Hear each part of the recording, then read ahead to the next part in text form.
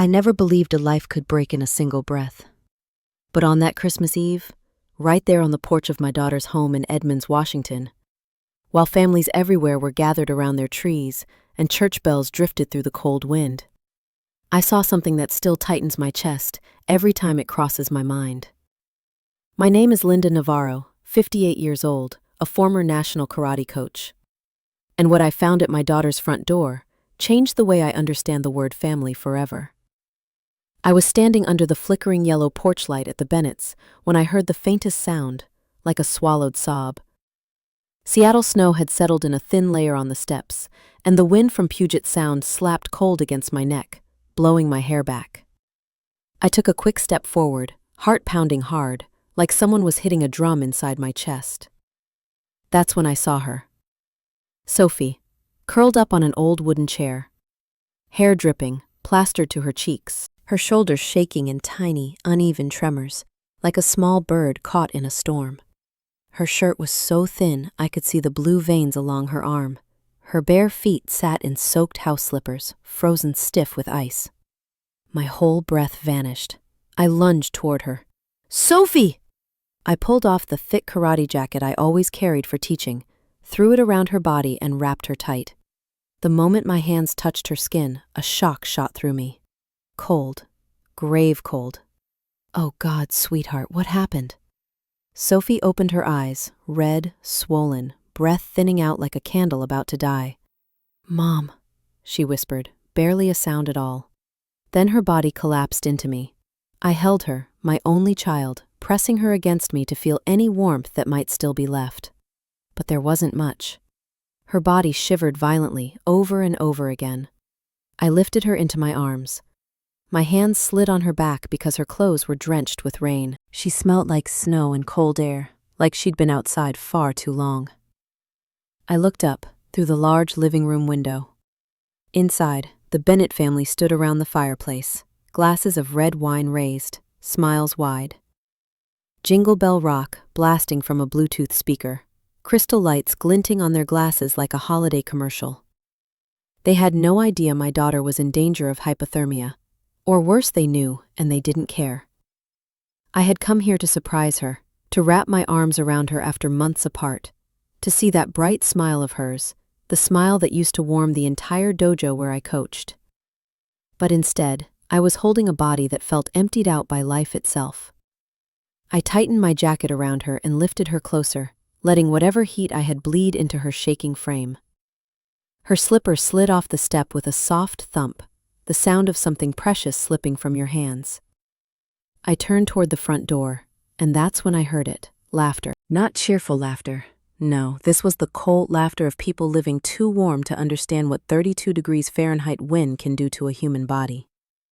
A man's voice, one I recognized, floated out.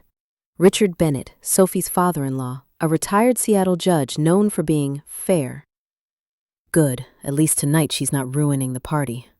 Then a woman's voice, Vivian, the mother-in-law, sweet as honey but sharp as broken ice.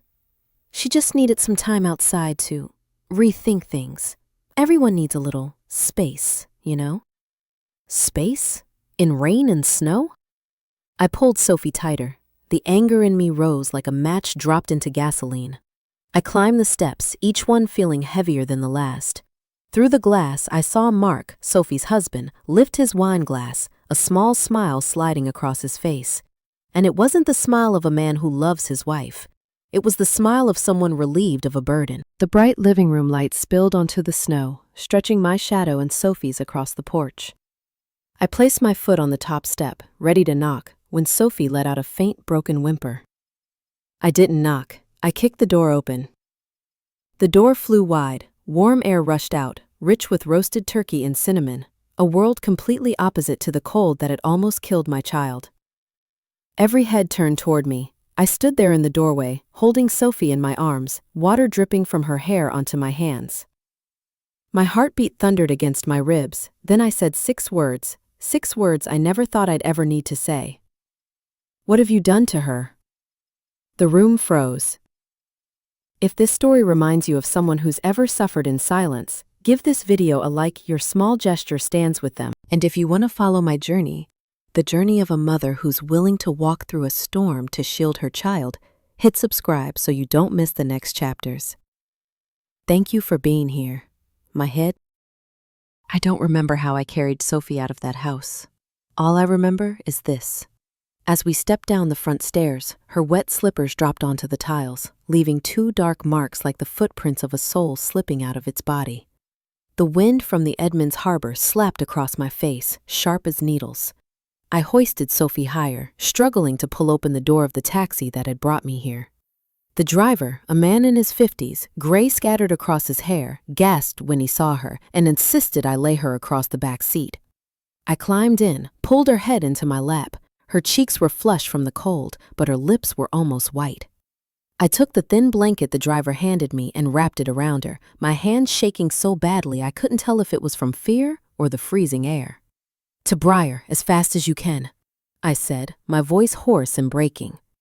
The car pulled away. A soft yellow light flickered across Sophie's face. My daughter, the brightest spark I ever had. But when did that spark begin to dim? Which month? Which quiet phone call when she said, "I'm fine, Mom, just a little tired." I pressed my forehead to her rain-soaked hair, guilt spreading through me like a cold ache in my bones. If only I had looked closer. The moment we left the street, I saw my own hands trembling so much I couldn't hold my phone steady. 3 missed calls from Sophie, 3 calls before I reached her door. At the Portland airport, I had tried to call her first, partly because I missed her, partly because hearing her voice on Christmas Eve always lit me up, like those years when she and I walked through Pioneer Square, staring at the lights, sharing hot gingerbread. But the phone just rang and rang, a lonely note in the middle of a crowd full of laughter. I brushed it off, told myself, she's probably in the kitchen. Last year she tried to make turkey. Maybe this year she'll get it right. Sophie was clumsy, yes, but she always tried. And I loved that about her. I never once considered that maybe she couldn't answer. Or worse, that she wasn't allowed to. If I'd been just a little more alert that day, just a little, everything might have been different. By the time I got into a taxi at Seattle-Tacoma Airport, evening had fallen. Snow drifted heavier.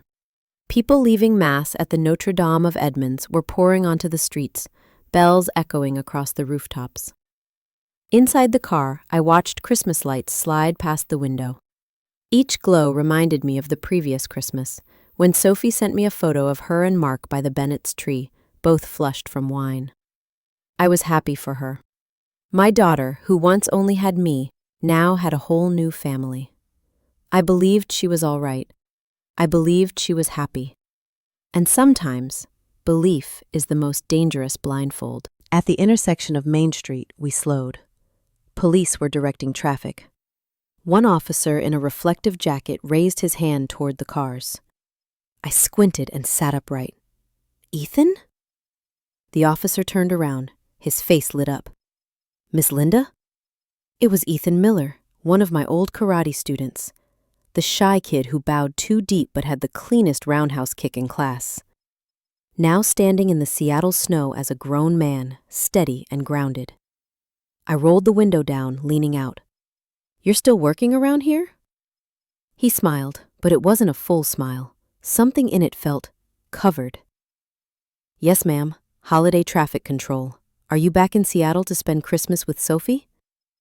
I nodded, a bit of warmth returning to me. "That's right. It's been a while. I wanted to surprise her." His smile faded, pulled tight, like I had touched something sore without knowing it. Ethan looked down, then up again, hesitant. That's good, Miss Linda." But his voice didn't match his words. Something wasn't right. I leaned out further. "Ethan? Did something happen to Sophie?"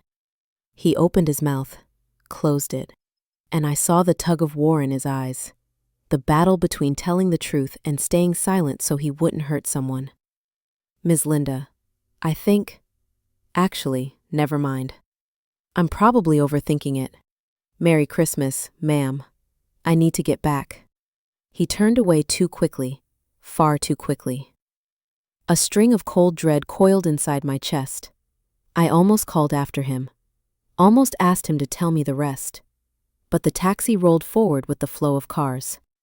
In the rearview mirror, I watched Ethan standing there, both hands gripping his baton light, staring after us. Others would just see a traffic officer on a snowy night. But I saw the way his shoulders tightened, the way his polite smile collapsed the moment I said Sophie's name. The truth was sitting right there. I just wasn't brave enough to face it yet. When the taxi finally reached the Bennett's neighborhood in Edmonds, I asked the driver to stop a few houses away. I wanted the moment to feel special. I wanted to see Sophie's face light up as she opened the door, like when she was little and ran out of her room to hug me so hard it nearly knocked the air out of my chest.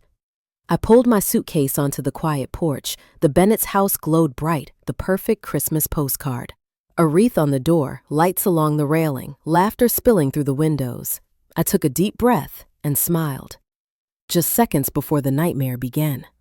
I walked closer, raised my hand to knock, and then a sharp, mocking laugh cut through the door, followed by a sentence that froze my heart solid. A daughter-in-law who can't give us a child. 3 miscarriages already. What a disgrace to the Bennett name.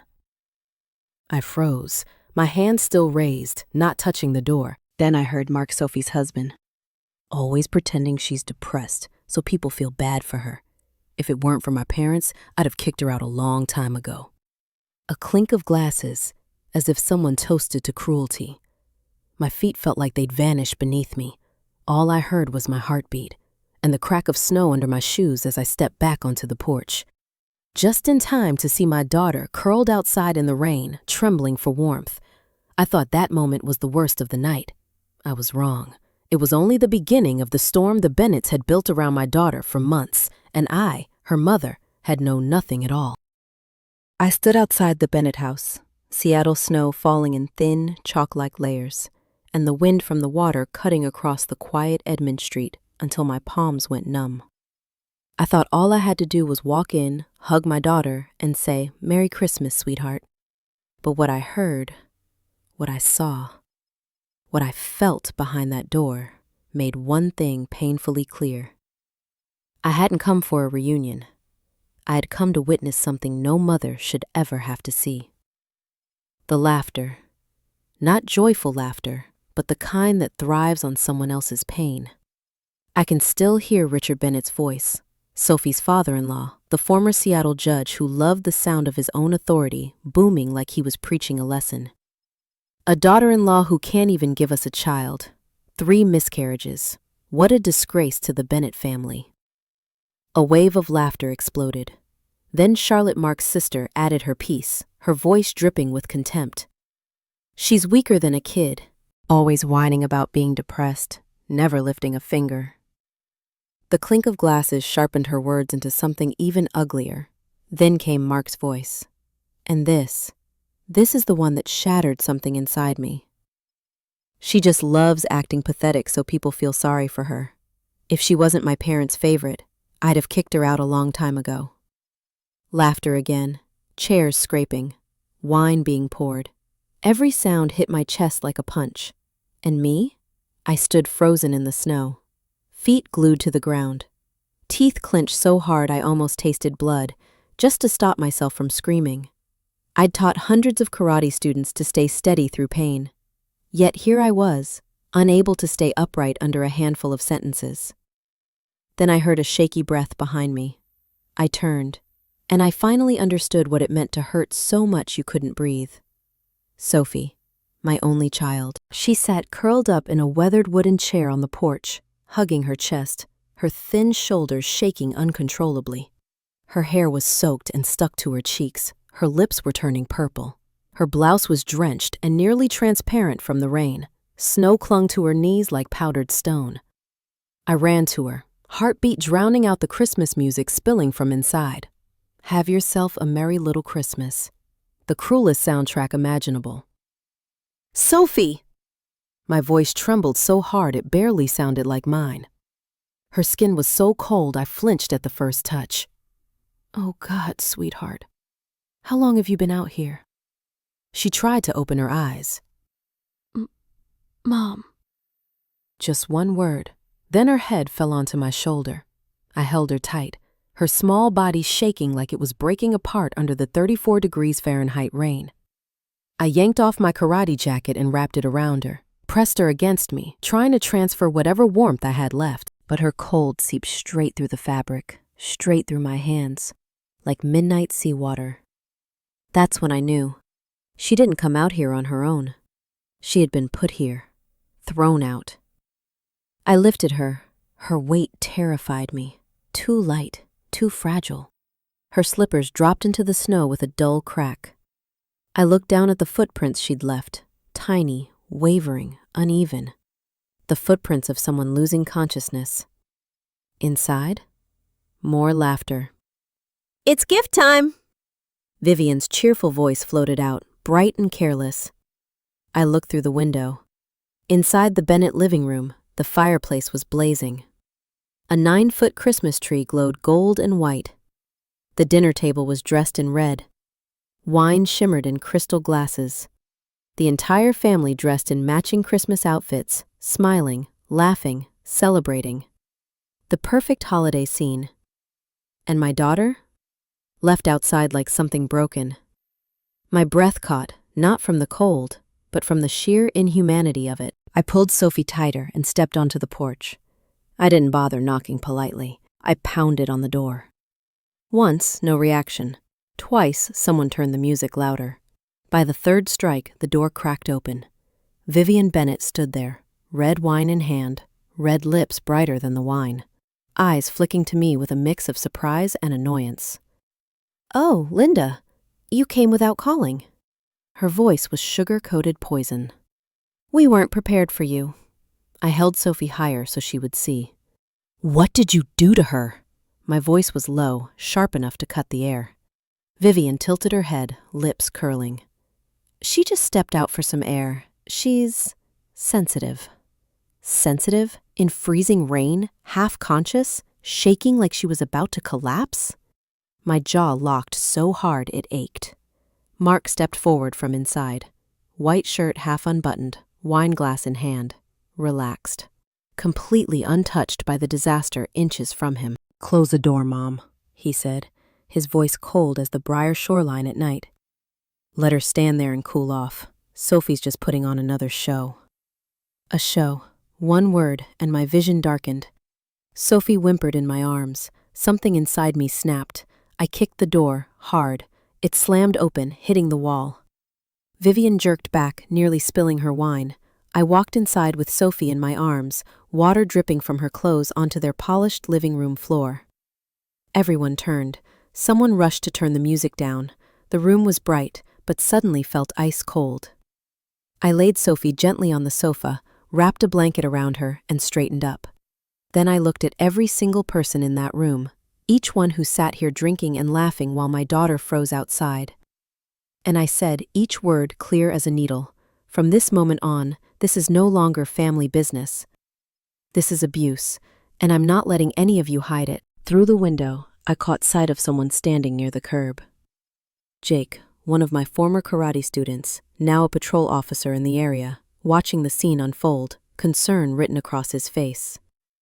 I wasn't standing alone anymore, and this fight was just beginning. The entire Bennett living room fell silent after I said the words I never imagined I'd have to say out loud. This is abuse. No one moved. No one spoke. They just stood there under the warm yellow lights, staring at me like I'd walked in holding a detonator. Sophie lay curled on the sofa, wrapped in the blanket I'd thrown over her. Her lips were still purple, still trembling. Every shallow breath she took stabbed straight into my chest. And just when I thought I couldn't possibly hear anything worse. Richard Bennett, the man who spent 25 years on the judge's bench, stood up. He fixed his collar, lifted his wine glass, and said in a calm, cold voice, "Linda, you're being dramatic. If the girl is weak, she needs to learn to endure." Endure. I couldn't believe I'd heard the word right. I stared into his eyes, eyes that had passed judgment on countless people. Now trying to pass judgment on my daughter, it hit me clearly, painfully. These people didn't see Sophie as a person. She was a burden they tolerated for show. Vivian Bennett set her wine down and stepped closer, her flawless curls and perfectly painted face making her look almost artificial. "You brought her inside. That's enough," she said, syrupy sweet but ice-cold underneath. "But please don't ruin our Christmas dinner." Our Christmas dinner. The phrase hit me like a slap. And Sophie? She wasn't part of family, the moment she stopped being useful to them? My throat tightened. I forced myself to swallow the scream rising inside. "I brought my daughter in because she was freezing to death," I said, my voice low but sharp. "The shame here isn't ruining dinner. It's a mother-in-law leaving her daughter-in-law in the rain." Vivian crossed her arms, annoyed. That was her choice. We told her to come in, and she insisted on sitting outside crying like a child. A faint sound escaped Sophie's lips on the sofa, too weak to defend herself anymore. I snapped my gaze to Mark. He leaned against the doorway, hands in his pockets, relaxed, as if none of this involved him at all. But his eyes, flat, cold, sent a chill down my spine. I stepped closer. "Let's be honest, Mark," I said, my breath burning with anger. "Did you force Sophie outside?" He glanced at her, then at me, and shrugged like I'd asked about the weather. "She doesn't act like a wife should. She's weak. She makes everything heavy. I needed space." "Handle your own mess." Charlotte cut in, her voice sharp as a blade. "What kind of woman complains about every little thing, acting sick just to get attention?" I turned to Charlotte. She adjusted her red scarf, scowling as if Sophie's existence was an inconvenience. "I've heard enough," I said, voice low but burning. "If any of you insult her one more time—" "What will you do?" Richard interrupted, smirking. "Take my whole family to court?" I didn't hesitate. "Yes, if I have to, I will." The room froze, and then, like it always does in toxic families, silence cracked open into a storm. Charlotte exploded first. "This is ridiculous. Sophie is the most useless person I've ever met. 3 miscarriages, can't manage a home, can't do anything right." It felt like someone squeezed my heart with both hands. Mark added, voice harsh, "I'm tired of her. She hides behind depression to avoid responsibility." Before I could react, Vivian pointed straight at Sophie. "All she does is leech. Didn't you teach her better, Linda?" Each word dropped like a knife. I looked at Sophie. She clutched the blanket, tears streaming, her mouth trembling. She tried to speak, her voice barely air. I'm trying. No one understands. I didn't mean." Charlotte snorted loudly. "Oh, please, who believes that? Pathetic." Mark snapped. "Shut up, Sophie. You've embarrassed my parents enough." That was it. There was no way back from here. I stood tall. I'd been holding myself together for too long, but even restraint has a breaking point. I looked at each of them, Richard, Vivian, Mark, Charlotte, one by one. My voice dropped into something low and thunderous. "You all just admitted to mental and emotional abuse." Richard let out a cold laugh that made my skin crawl. "She's overly sensitive. She needs to learn responsibility." I pulled out my phone, my hands shaking, not from fear, but from rage so sharp it numbed me. Mark's eyes widened. "What are you doing?" I pressed the button. "I'm calling the police," I said, clear and steady. "And I'm reporting every single word I heard tonight." Vivian burst out laughing. "Oh, Linda, please. The police here know Richard." Richard folded his arms, confidence dripping from every inch of him. "Go ahead. Let's see what you actually accomplish." I didn't lower my hand. I called. As the phone rang, the glass door behind the dining room lit up. A familiar figure stood on the porch.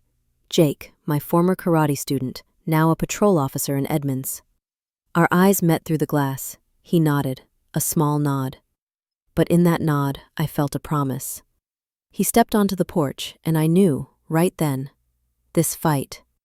I wasn't walking into it alone. The front glass door rattled as Jake stepped onto the porch, his police uniform peppered with small white flecks of snow.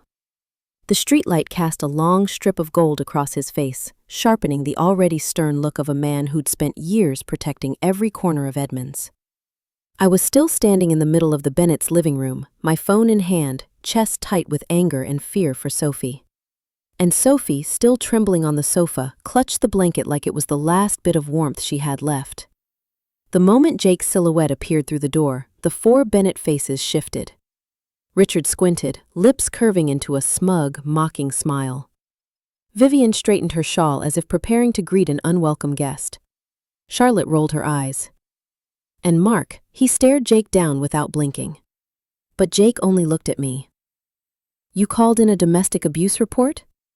His voice was low, steady steel hidden under calm. I nodded, stepping aside so he could see Sophie more clearly. Jake's eyes moved to her, and something changed in his expression. Quick but deep enough that I knew he understood exactly what he was looking at. He stepped inside without waiting to be invited. He tugged off his gloves, slid them into his coat pocket, and went straight to Sophie. Richard Bennett adjusted his stance, the way he probably did before walking into a courtroom. "Jake," he said, using that condescending tone he reserved for people he thought were beneath him. "You know this family. Be smart about how you handle this." Jake didn't even look at him. He knelt beside Sophie, checking her wrist for temperature and pulse. "Sophie, can you hear me?" His voice softened, but his brow furrowed. "She's unusually cold. This isn't normal." Mark stepped forward, trying to regain control. "She went out there on her own. Don't blame us." Jake rose slowly, facing Mark now. "You sure about that?" His voice dropped to a level that made the room colder. Mark smirked. "Of course." "Then why is she soaked head to toe?" Jake asked. He pointed to Sophie's dripping hair. "Why does she have the early signs of frostbite on her legs? And why is she wearing a thin blouse in freezing rain?" Mark's jaw twitched. Before he could answer, Vivian cut in. "Sweet, false, venomous. We told her to come inside. She insisted on sitting out there crying." Jake turned to me, then back to Sophie. He didn't believe it. Neither did I. I told him everything. Every word, every insult, every cool sentence I heard behind that door. With every detail, Jake's face darkened. But when I repeated Mark's line, "Let her sit out there until she gets her act together," I saw Jake's fist tighten inside his pocket, veins rising across his knuckles. Charlotte let out a shaky laugh. "Oh, come on. We were joking. Who takes things like that seriously?" Jake snapped his head toward her. "I do." One word, and the room dropped a degree. Richard stepped forward, voice heavy with the arrogance of a man used to being obeyed. "Jake, watch yourself. This whole city knows who I am. One reckless report could damage your career." Jake looked at him as if staring at a stranger. "I don't care who you are, Mr. Bennett. I care that a woman is hypothermic and showing signs of long-term psychological abuse." Richard's face hardened. Two men standing across from each other, one with power, one with integrity. Jake didn't blink. "I'll be filing an official report," he said, voice like cold steel. "And anyone who interferes will be committing a crime." Richard's teeth clicked together. Maybe for the first time in his life, someone said that to his face and didn't flinch. Sophie stirred, her watery eyes lifting toward us. Her voice cracked like breaking glass. "Mom, I didn't mean to." "I just wanted quiet." I grabbed her freezing hand. "It's okay, sweetheart," I whispered, my voice thick. "I'm here. No one is going to hurt you anymore." But Mark scoffed. "Hurt her, she hurts herself, always making everything dramatic." Jake turned so fast it was like he'd been struck. "What did you just say?" Mark shrugged, smug. "She exaggerates, uses her depression, her miscarriages as excuses. It's all for attention." Sophie shuddered. Tears spilled down her cheeks. Her lips trembled until she couldn't hold it anymore. Jake stepped right up to Mark, only inches between them, and his voice was no longer the voice of a police officer. It was the voice of a man barely holding back fury. "Do you understand you're mocking a woman with severe depression?" Do you understand repeated miscarriages are traumatic injuries? Mark tilted his chin up. So what? Jake inhaled sharply. I saw the muscles in his neck pull tight, like he was stopping himself from breaking something. Then, Jake said, voice low as thunder, I'll be adding that to the report. I glanced around the room, the glowing lights, the perfect tree, the steaming plates of turkey, and I understood something. Christmas for the Bennetts would never be the same, not because I showed up, but because the truth finally ripped through their pretty facade. Jake turned to me. We're getting Sophie out of here now, he said. I'll escort both of you, and I already called for medical support. Mark barked. You can't take my wife anywhere! Jake stared straight through him. When someone is hypothermic, struggling to breathe, and abandoned outside in the cold, I have every right. In that moment, I knew this battle wasn't ending tonight. The Bennetts weren't going to let go easily. They had money, influence, connections. But tonight, I had Jake, and more importantly, I had the truth. I bent down, lifting Sophie with all the strength I had left. Mom, I'm sorry. Her voice cracked apart. I pressed my cheek to her forehead. You don't owe anyone an apology, sweetheart. You never did. I looked at Jake. He nodded once, and together we walked out of the place they called a home. But in reality, it had only ever been a beautifully decorated cage. By the time the taxi turned onto the pine-lined road in Briar, the Seattle snowfall had stopped. A thin layer of frost clung to the rooftops on both sides, like winter's breath frozen in place. I sat in the back seat, holding Sophie against my chest, feeling the faint warmth of her breath on my coat. I thought that leaving the Bennett house would make me feel lighter, but it didn't. My chest felt like it was carrying a block of lead. Jake followed behind us in his patrol car, the soft flicker of his lights trailing us, watching over every step my daughter and I took. Sophie shivered now and then, her head pressed into my shoulder. I stroked her hair and tried to steady my voice. It's okay, sweetheart, we're home now. But her eyes, red, swollen, terrified, held a fear I couldn't erase. When the taxi stopped, I lifted her out. She felt so light it frightened me. My apartment sat at the edge of the Briar Woods, a small old building with nothing but the glow of a warm yellow lamp spilling through the window. Not fancy, not spacious, but it was the place I'd lived for over 10 years, the place where Sophie's childhood photos hung on the walls, the one place the Bennetts could never reach. Jake walked up with a thin blanket in hand. EMS is on the way, he said. They'll check her condition soon. I nodded, clutching Sophie tighter. Every movement I made was shaking from exhaustion, from shock, from the disbelief that tonight had been real. Inside, I laid Sophie on the smaller guest bed. She curled up immediately, as if she'd just survived a battle she'd been losing for months. I found dry clothes for her, warmed her hands between mine. Her eyelashes were still wet with tears. Mom. Her voice was barely more than air. I'm sorry. That apology drove straight through me. You don't ever have to be sorry, I whispered, my throat tight. Not ever. She blinked slowly, whispered again. They'll hate me more if I leave. I brushed her damp hair away from her face. Leaving that house was the smartest thing you've done. They don't deserve you. Her eyes trembled. But they're Mark's family. I bit the inside of my cheek. Sweetheart, sometimes walking away from a toxic family is the strongest thing a person can do. Sophie broke down, and I held her while she cried until her whole body sagged from exhaustion. EMS arrived about 20 minutes later. A female medic checked her blood pressure, pulse, and temperature.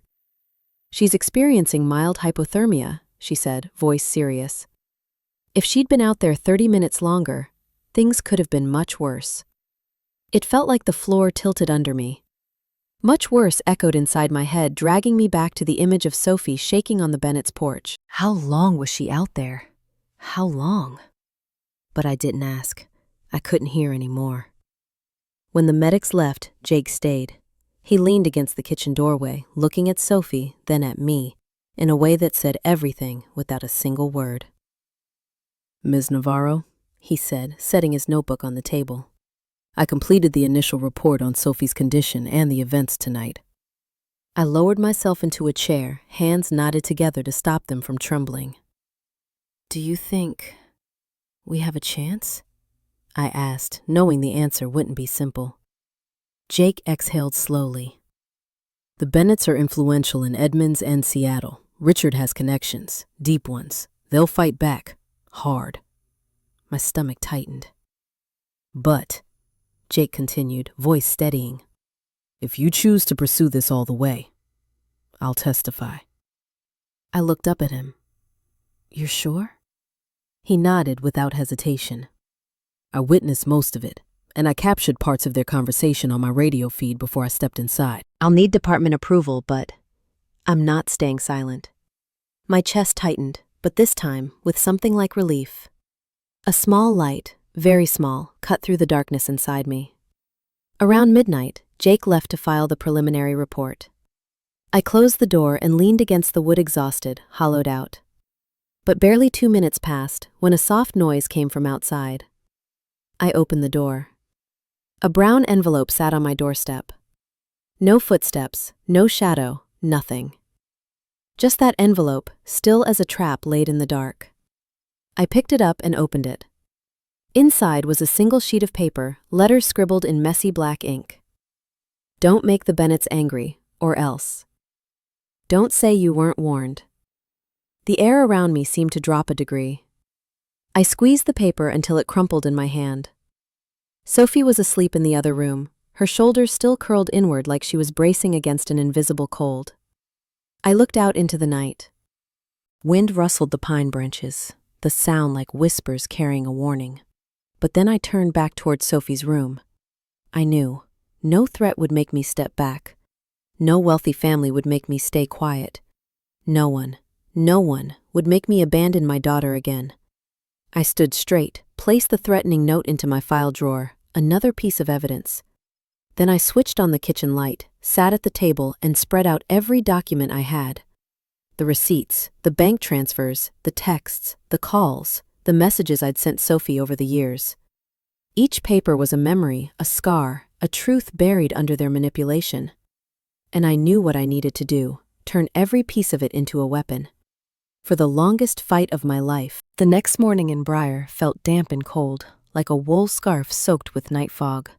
I barely slept. Every time Sophie shifted, every shaky breath, every small whimper, each one pricked at me like pins.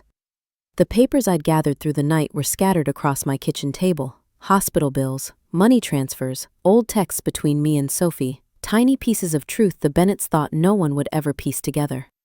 But I, her mother, remembered every crumb. Sophie walked out of the guest room around 8 a.m., eyes swollen as if she'd been crying in her sleep. An oversized sweater hung off her shoulders, sleeves covering half her hands. She moved slowly, like every step weighed something heavy. "Morning, Mom." Her voice was thin as thread. I smiled, even though something in my chest twisted tight. "Did you sleep at all?" "Not really," she bit her lip. "I keep dreaming, they're standing around me." Laughing, I pulled her into my arms, letting her head rest against my chest. "No one is touching you here," I said softly. "This is my home. No one gets to insult you again." Sophie nodded, but the fear in her eyes didn't fade. At 9 a.m., we drove to Evergreen Wellness in downtown Seattle, where Dr. Linda Carter was waiting for us. She was in her late 50s, hair silver and tied back, her face lined with the kind of wrinkles carved from witnessing too many forms of human pain. The moment her eyes landed on Sophie, something inside her softened with understanding. "She's exhausted," she murmured. We sat in her warm office, lavender oil drifting through the air. Dr. Carter began with gentle questions. "Sophie, are you sleeping? Eating? How do you feel when you wake up?" Sophie lowered her head, her hair falling forward like a curtain. "When I open my eyes, I wish I didn't have to get up," she whispered. "I feel useless. They're right, I embarrass Mark, I'm not enough to be a wife." I squeezed her hand, but Dr. Carter gestured lightly. "Let her talk." Sophie continued, voice shaking. "Each time I lost the pregnancy, they said I was weak. that I was pretending, that I was embarrassing the whole family. I kept trying, but I'm so tired. Her voice cracked. Dr. Carter nodded slowly, her gaze steady, calm. Sophie, you're not weak. You're exhausted because you've endured severe emotional abuse. Sophie lifted her eyes, wide, stunned, like she was hearing those words for the first time. Emotional abuse? She said it as though she wasn't sure she had the right to use those words for her own pain. Yes, Dr. Carter said firmly. Humiliation, blame, isolation, constant belittling, those are forms of abuse. And they are more dangerous than people realize. Sophie broke into tears. I turned away to wipe my own, but Dr. Carter saw. You don't cry out of shame, she said gently. You cry because you've both carried more than anyone should. After an hour, she handed me a folder. This is the treatment plan and my preliminary report. Sophie is dealing with major depression, trauma from repeated pregnancy loss, and prolonged emotional abuse. You need to protect her. I nodded. We're preparing to take this to court, I said, my voice steady as stone. Dr. Carter studied me for a long moment, then said, Linda, the road ahead won't be easy. The Bennetts have power, but the truth is on your side, and Sophie needs you to fight for her. I already knew that. I'd known it the moment I lifted Sophie off that porch. That afternoon, Jake arrived. He was in plain clothes now, carrying 2 brown paper bags. I brought chicken soup and some bread for Sophie, he said, glancing quietly in her direction on the sofa. I saw it, the slight spark in Sophie's eyes. The way small kindness can light up a soul that's been dimmed too long. Jake set the bags down and sat across from me, flipping open his notebook. I have news, none of it good, but you need to hear it. I exhaled slowly. Tell me. He turned a few pages. Richard Bennett called my supervisor last night. He's trying to block me from filing any more reports. Claims Sophie is exaggerating. My blood heated instantly. So, will you back down? I asked. Jake looked straight at me. No, I'm filing everything. And I recorded parts of what they said on my radio feed before I came inside. It's not all clear, but enough to prove verbal abuse and neglect. My heart hammered in my chest. But, Jake continued, to enter it as official evidence, I need department approval, and Richard has influence. He'll fight it. A chill moved down my spine. Sophie sat curled up on the sofa, flipping through an old book she couldn't focus on. Jake sighed. I'm sorry, he said quietly, but you need to prepare yourself. When this goes to court, they'll smear Sophie, twist the narrative, use money and connections to crush her. I looked at my daughter, her small shoulders sinking every time she heard the word court. Then I said, slow and clear, Good, then I'll prepare harder. Jake nodded once. I'll help. I'll testify. I'll stand with Sophie. Sophie looked up at him, eyes wide, shimmering. A single tear slipped down. Jake noticed and quickly turned away, giving her space. My heart softened in a place I didn't know still existed. That night, after Jake left, I began organizing the documents again. Sophie sat beside me, moving quietly. Mom, are you sure? She asked, barely above a whisper. If we go to court, they'll hate me more. Mark will hate me more. I took her hand in mine. Sophie, you've spent years trying to avoid being hated. But anyone who hates you now was never worthy of you. Her lips trembled. I'm scared. I tightened my grip. You're allowed to be scared, but you have to live. And living means stepping out of that toxic house. Sophie leaned into me, crying like a child. I stroked her hair, my voice breaking, but solid as a vow. I'm going to fight, and this time, I won't leave you behind. Exclamation mark. In the days after our session with Dr. Carter, rain settled over Briar. Seattle rain. The kind that doesn't rage, doesn't roar. It lingers. Soaks into your sleeves, your hair, your thoughts. And into the kind of sadness people don't dare speak out loud. Sophie slept on the small sofa near the window, curled inside the gray quilt I found at a thrift shop years ago. Every time she turned, I woke up. Every sigh from her chest tugged mine open. I barely rested. I spent the nights forming a timeline, gathering papers, rewriting every detail from Christmas Eve, trying to build a case the Bennetts couldn't tear apart with money or connections. But no matter how hard I worked, something uneasy settled over me, like the fog outside pressing against the window. On the third morning, that unease knocked on my door. I opened it to grab the newspaper and froze. Another envelope. Same type, same weight, placed perfectly on the top step. No footsteps, no car, just a single sheet inside. Letters carved in thick, slashed black ink. Don't push this. Back down while you can. My fingers tightened until my nails bit into my palm. Sophie stepped out of her room then, hair loosely tied, eyelids still swollen. She saw my face drain of color and stopped mid-step. "Mom, what's wrong?" I hid the paper behind me. "Nothing. Eat first. I'll handle it." But Sophie was too attuned now. Her fear had become a second heartbeat. She edged closer. I hesitated, then handed her the paper. Her face went pale, lips trembling. "Mom, what are they going to do to us?" I pulled her into my arms. "They already did the worst. The rest, your mother will handle." By noon, Jake showed up. He wasn't in uniform, but the worry on his face was sharper than any badge.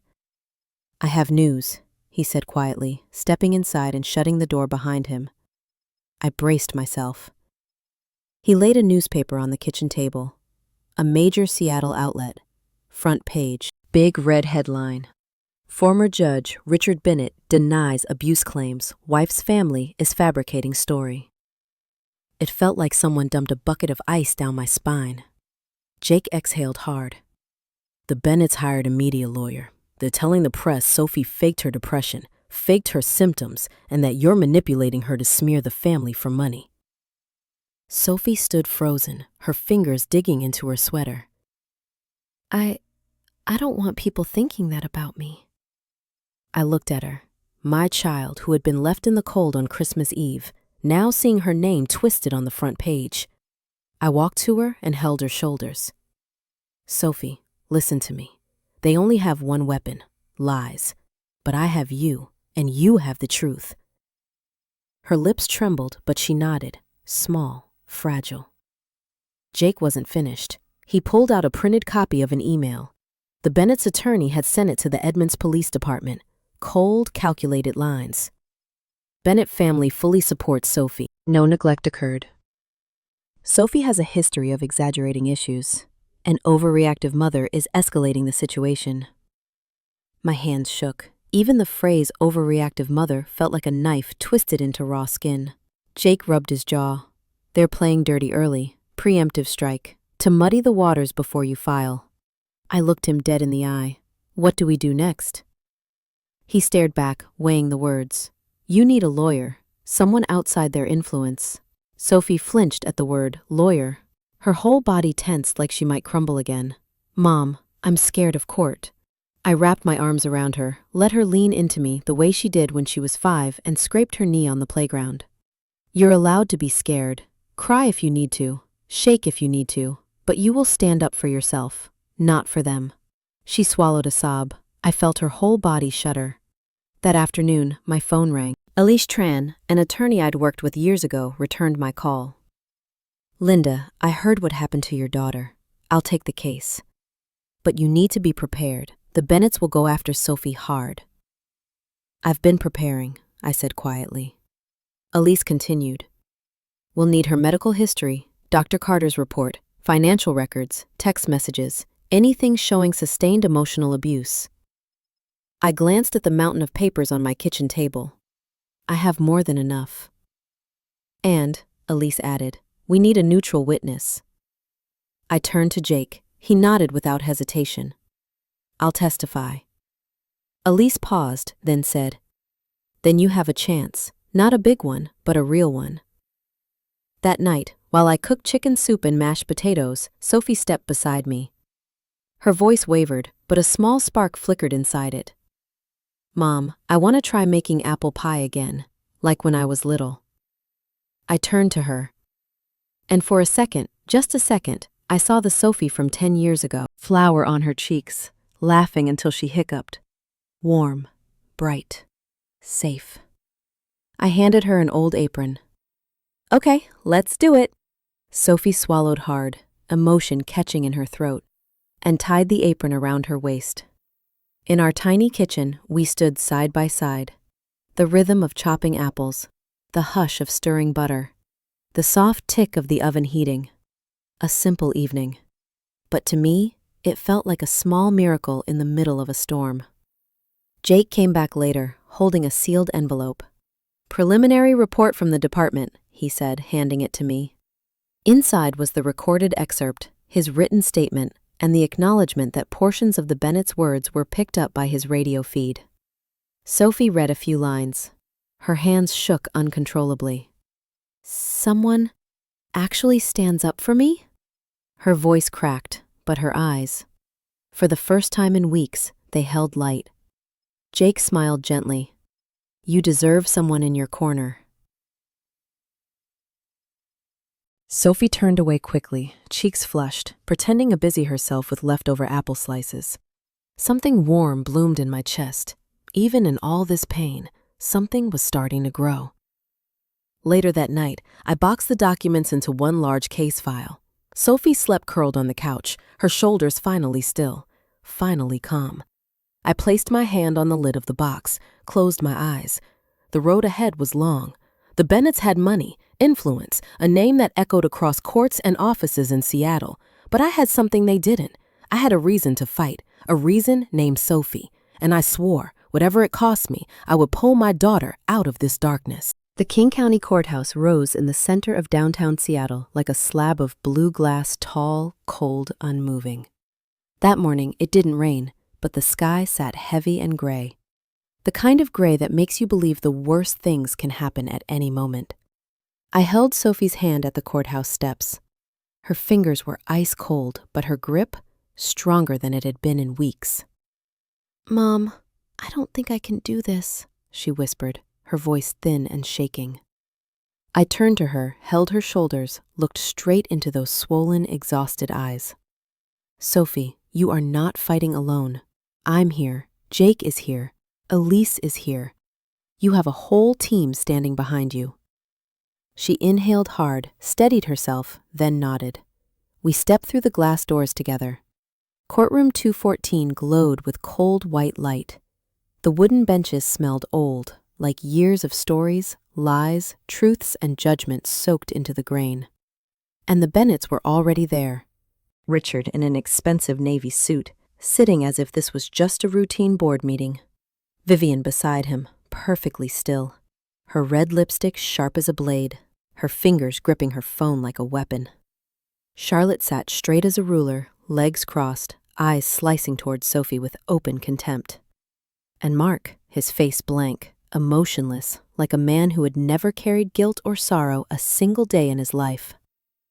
I heard Sophie hold her breath. Before panic could take her, Jake stepped in and placed a steady hand on her shoulder. I'm right here. Sophie looked up at him, her body easing for the first time that morning. Elise stood beside me and stacked a thick pile of files onto our table.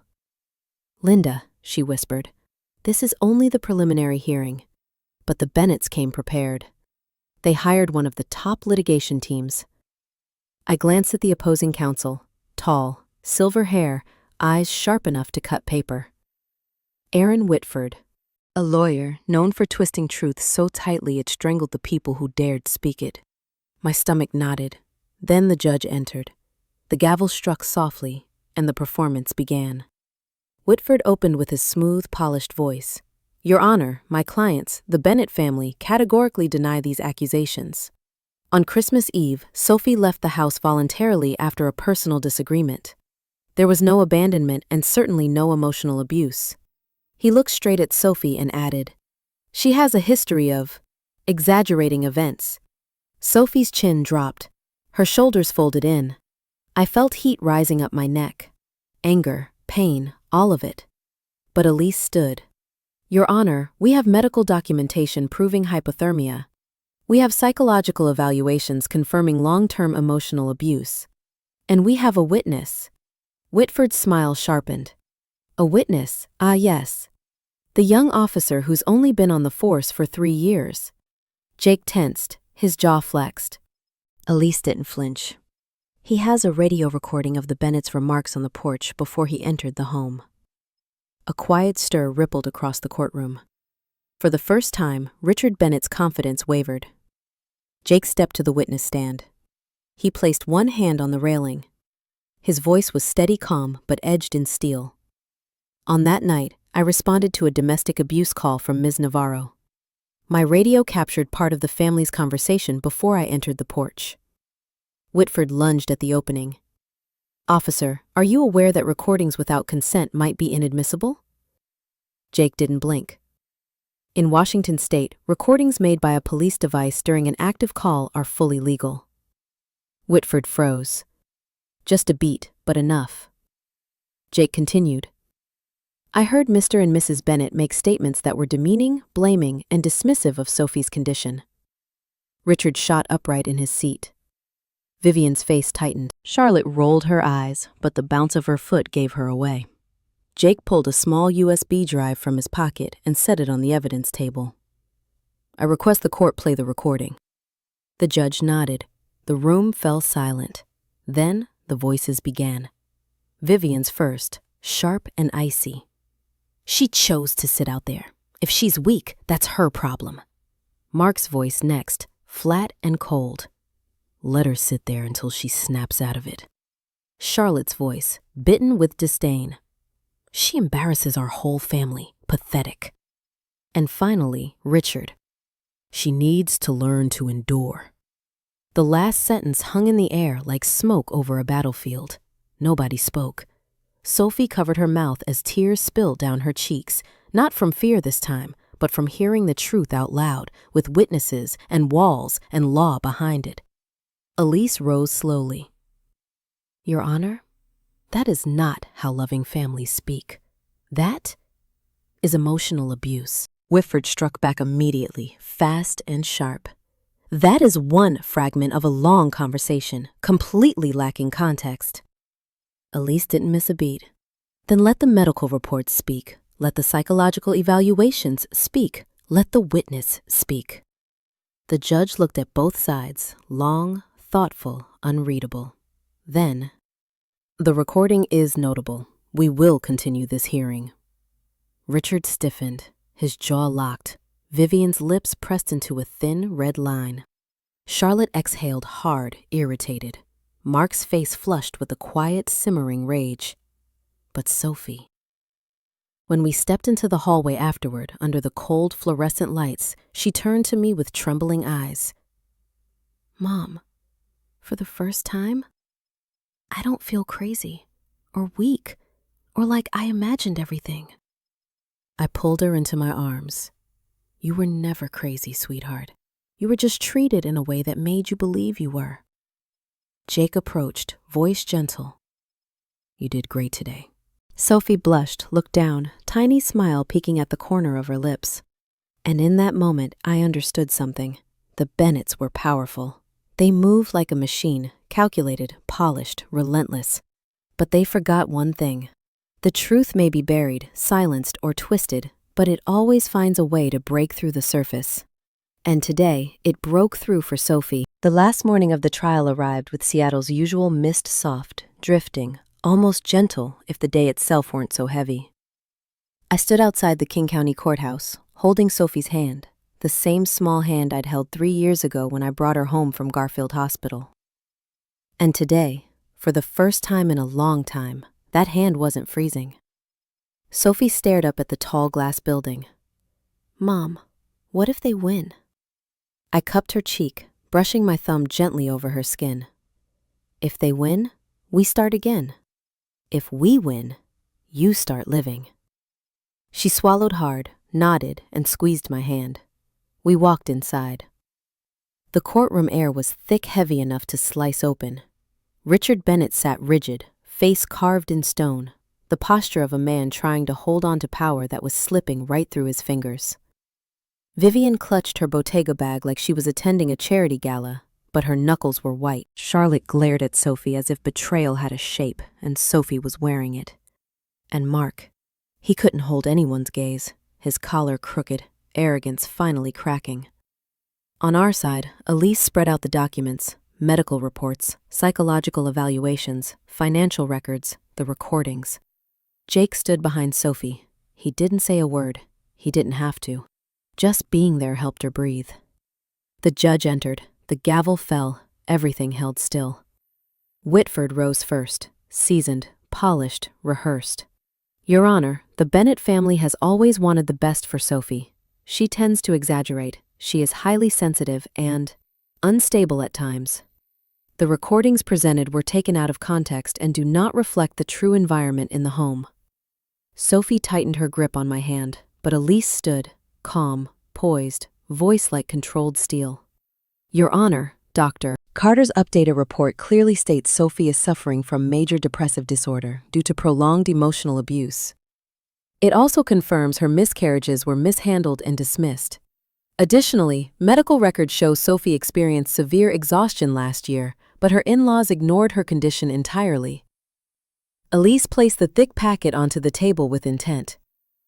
These documents show Sophie reached out for help many times, only to be humiliated, dismissed, and emotionally battered. The Bennett stiffened. Charlotte snapped. She was always whining. Elise turned, eyes razor-sharp. Whining because she was in pain or because she was mocked, we all heard it clearly in the recording. Mark slammed his hand on the bench. She did it to manipulate us. Sophie has problems. The judge raised a stern hand. Mr. Bennett, you are in a courtroom. Mark sat back down, jaw clenched, eyes burning. Elise continued. We also have 3 years of bank statements, nearly $100,000 Sophie contributed to the Bennett household. Mortgage payments, medical bills, even kitchen repairs for her mother-in-law, all paid by Sophie. Vivian flinched, just a flicker, but enough. Elise didn't stop.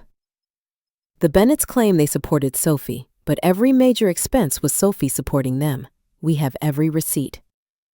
Richard's face grew pale, his fingers curled tightly around his pen. Then Elise delivered the blow that no one, not even Whitford, saw coming. And finally, Your Honor, this is the letter from Sophie's OB/GYN received last night. It states that Sophie's pregnancies were compromised by extreme stress, including verbal harassment and emotional pressure from Mark during her pregnancies. You could hear a pin drop. Mark shot to his feet. That's a lie! Sophie was weak! Elise cut in sharply. Are you repeating the same statement you made on Christmas Eve? Mark froze, caught in his own words. The judge asked Sophie to give her final statement. Sophie rose slowly. Her hands trembled. But her eyes, they held something new. Con, I don't want anyone punished, she said softly, voice cracking. I just want them to stop calling me useless. I'm tired. So tired. She turned to the judge, eyes glassy, honest. I don't want to go back to that house, Your Honor. In that house, I'm not a person. The courtroom froze. My own tears fell before I could hide them. Jake looked at Sophie the way a man looks at someone who survived a battlefield. The judge lowered his head, wrote something, then looked up. His voice was firm, clear, each word landing like truth being carved in stone.